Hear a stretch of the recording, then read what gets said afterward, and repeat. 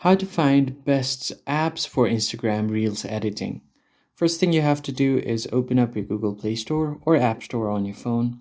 And I'm going to show you guys a few of the best apps where you can edit Instagram Reels. The very first one is CapCut. So go ahead and search for CapCut. This is a really good video editor app and perfect for the aspect ratio for Instagram 9:16.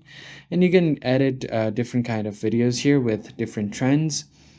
The second one is you can use InShot app.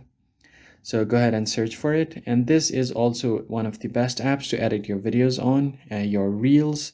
You can also adjust the size of the video here, but you have to note that some feature might show you the watermark. The next app here in our list is Canva. Just search for it. So Canva is a professional designing photo and video editing website where you can add flashy stickers, text, images, and different animations.